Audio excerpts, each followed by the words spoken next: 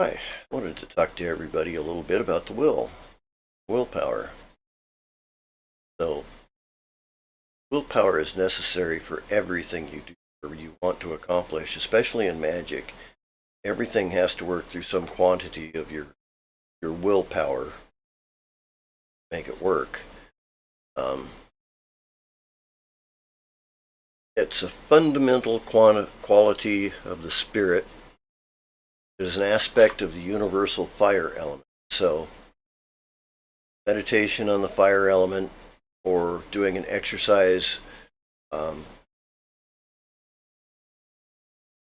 which I don't know quite how to pronounce. It's like trataka. Anyway, it consists of staring at a flame, candle flame, and keeping it in focus without blinking, until the eyes start tearing. And this will get you more in contact with the fire element and indeed with the willpower aspect that the fire element provides. It's it's a method to go about getting in touch and improving your willpower, which if you have an extra fiery personality, I probably wouldn't recommend that one. But it can make quite a difference. And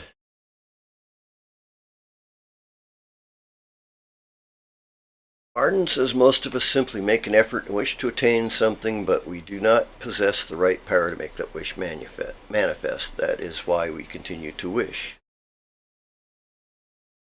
And the power of the will is the quantity through which we achieve, produce, carry out, and maintain what we aim for and what we wish for.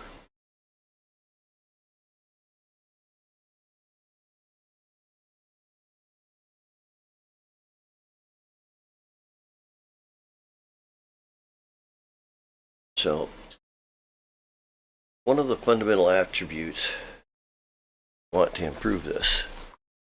We can improve the will, belief, and intellect through various methods, including autosuggestion, Barden mentions. And he points out that we can also strengthen the will with visual, acoustical, perceptual, and olfactory exercises. That is one where you concentrate on holding an object either visually, or you hold a sound auditorily, or a smell, that type of thing, for a length of time until you can do it without interruption or your mind wandering on to something else. That's one of the main ways to improve the will. Barden lists an exercise specifically to strengthen the willpower. Put some objects in front of you and fix your eyes on these objects for a while. Try to remember their exact shapes and colors exactly. Then close your eyes. Try to imagine an object in the same form as in reality. When persevering and repeating this, the object may disappear from your focus, and this is normal.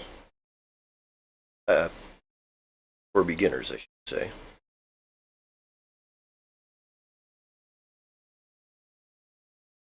So, don't be discouraged by that. Barden states that the purpose of that particular exercise is fulfilled if you can hold on to one object without disturbance or interruption for 5 minutes. And that would go for all the senses. Hold on to a smell without disturbance or interruption for 5 minutes. Keep it in your imagination. Or particular sound. It could be any sound you want. It could be the sound of a bell, if you like. Hope that wasn't too loud. So those are some methods building up the willpower now. As Barden says, volition is the aspect of willpower that can be obtained through toughness, patience, and perseverance in the use of the holy science. And I wanted to go into a little bit about the Willpower Wand. This is about the same thing as used in Western Hermeticism as a fire wand, though I prefer Barden's attribution, not focusing on the fire element, but focusing on that aspect of will. Because that can be very useful. So, as Barden puts it, the most important aid in ritual magic is, and always will be, the magic wand. Magic wand is the symbol of the will, the power, and the strength by which the magician maintains his influence on the sphere for which he has made and charged it. The magician may make several wands, depending on what he wishes to do or obtain. The actual magic wand is to help the practitioner project the will into any sphere or plane. I might mention a couple things. There are various woods that are useful for this, which Barden mentions. Willow would be a good one. Hazelnut. Western magicians like to use almond, and that has a long tradition going back in the grimoires. And in fact, mine is made of almond wood. Since it is to represent the will, and if properly obtained, doesn't need banishing. If you had a secondhand wand and you were trying to charge it up, banish everything out of that sucker first. But for making your own wand with a fresh piece of wood, a lot of people go to some extremes to do their wands. Cut them on a holy day, for example. And as I pointed out in some other videos in the live feed, Lon Duquette has quite an experience with making his wand, which he put a ton of effort into. Took months making it and charging it up, only to have a big accident occur. He was drowsy and it was late at night, and he came back in the house after a flood washing away his, I guess a big water pipe broke out front, as he writes in his book. And he accidentally, when he came back in, sat down right on his wand and snapped it in half. Which sucks, because as a symbol of your willpower, they recommend it be, the old grimoires used to recommend that you cut your wand with one sure cut of the axe or whatever. I use a pair of pruners, which let's not be totally medieval about things where it doesn't do any good. So all those things are symbols of your will, a symbol of your willingness to wait till a holy day, or until the day the astrological influences line up correctly. And so when you cut your wand, the influences, astrological and otherwise, that were in prevalence at that time will sort of be incorporated into your wand. It's like the aspects are frozen into the wand at that point. So choosing astrological aspects is useful. Choosing one of the holy days, one of the typical ones used is Easter.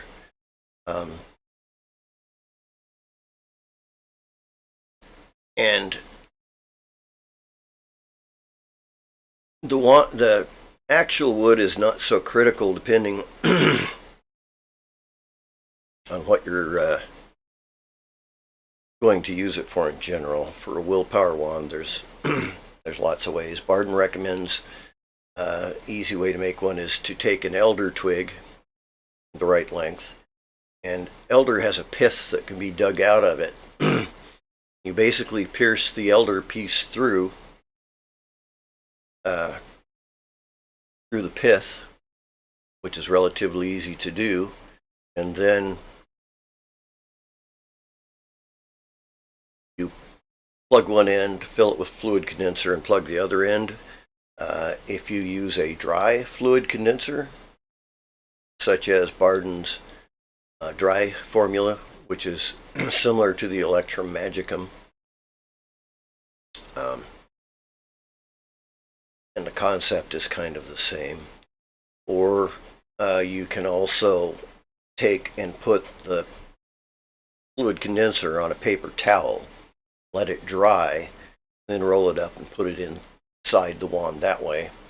As Barden points out, a liquid directly inside the wand will only work for short term because it'll eventually eat through it. So, okay, we've got this magic wand. What do we use it for? Well, the magic wand is the symbol of the will, the power, and the strength by which a magician maintains his influence on the sphere for which he has made and charged it. A magician may make several wands depending on what he wishes to do or obtain. The magic wand is to help the practitioner project the will into any sphere or plane. So, a wand can be used to influence any being, no matter whether human or animal, or I'm going to add spiritual to that. A wand is used to cure people of diseases and do away with bad and unfavorable influences. A wand may also be used to invoke high intelligences and to evoke demons and spirits. To say that the magic wand symbolizes the absolute power of the practitioner is absolutely justified. A person having fully comprehended the mystery of the magic wand in its magnitude will never do ritual magic without this tool, Barden says. Magic wand is a condenser no matter what material it is made of or in which way it's manufactured. So,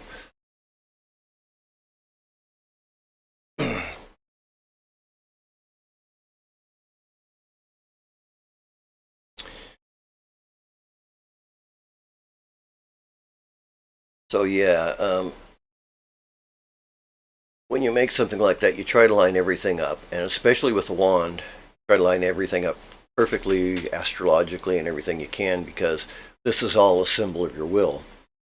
As Lon Duquette, when he finally got his done, he sat on it and snapped it. He decided fixing a broken wand wouldn't be a good symbol of his will.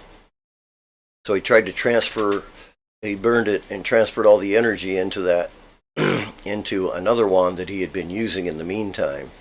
Tried to get the charge back from that when he broke his. But so, since it's a symbol of the willpower, you want it to be solid, unbreakable. You don't want something wimpy. You don't need a 2x4 either. Small wand. A lot of places in the grimoires and things, ancient magicians and everything, say the wand should be the length from your wrist to your elbow in general. And, not too big around, as big around as your finger or something. Main point is how you charge it. And for that aspect, the practitioner must always be aware of the fact that the magic wand is a symbol of his will, strength, and power, and that it is representing a container of that power. That power may be stored up to an extremely high density. That's the goal. How to charge a wand with power. Concentrate your whole will into the wand. Transfer your whole consciousness into the wand so that you feel like you are the wand itself. And this is not necessarily easy for people to do. It may take some practice before you can successfully transfer your consciousness into an object. That is one of the lessons in Barden's first book. But if you can do that effectively, then you've got it. It's a symbol of the will, strength, and power. I read. Okay. So concentrate your will into the wand. Transfer your whole consciousness into the wand so you feel like you are the wand itself. Your concentration must be filled with the idea that all your willpower, all your strength is embodied into the wand. This concentration must last for 5 minutes without interruption. At the moment of embodying your will into the wand, you have to think that whenever you take the wand into your hand, your willpower will be put in action, and everything you want to happen will happen. And I would recommend present tense also in those things, like not like holding your wand and going, I want this to happen. It's this is happening, so be firm about it. And when you have transferred your whole will by utmost attention and strongest imagination into the wand, you end your charge by wrapping it in a piece of silk until you desire to use it. After some time, load the wand again in the same manner, and every time you repeat the charging, you must increase the intensity of your imagination. Never forget that your entire spiritual will is embodied into the wand. It is also important that you limit the time and, if possible, the space of the power concentrated in the wand. Concentrate your willpower into the wand with the idea so that as long as it exists, it will represent all your will, your power, and remain effective. The effectiveness of the wand will first work on the mental sphere, and then after some time and repeating charging on the astral sphere, and finally on the physical world. And it may take some time to do that. In a lot of cases, to create a physical realization on the physical plane from the mental plane can require 462 repetitions. So that also means you might want to charge your wand that many times. However, Barden points out that that is not strictly necessary for somebody is a strong practitioner, a strong willpower. They may obtain success way sooner than that. But get it down to a physical plane is quite a feat. It takes with charging. So I can't think of too much else for willpower. I'm going to talk just a little bit about willpower, because self-abnegation can be used for willpower, and this is things you might consider asceticism. To help improve your willpower, things like having a practice morning and night twice a day at the correct times and keep doing it at the correct times.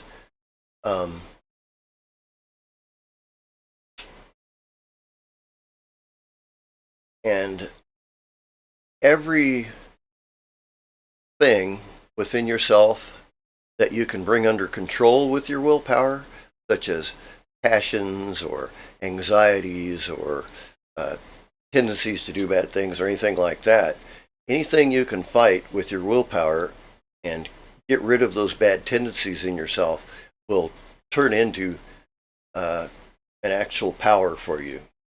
So the best way to gain magical power, in my opinion, of everything, is to increase your willpower and use it to change your bad habits and such into good, and will gain a certain magical power. After a long time of doing this, you'll get healthier. So generally I recommend that. I guess there's not too much for me to say about willpower for right now, unless somebody has some questions. I wanted to end with a little quote from Coyote. And what he says is, the best way to create wealth is to be happy with what you have. Now, the meaning of that is not entirely as obvious as it seems. Because yes, if you're happy with what you have, then you're wealthy. But that sounds like kind of an intellectual trick, but it's really not. Because having that attitude, I believe, is what Coyote is saying. If you can have that attitude, then it will also, not only will you consider yourself wealthy, but when that happens, it'll start working on the universe and you will increase your wealth. So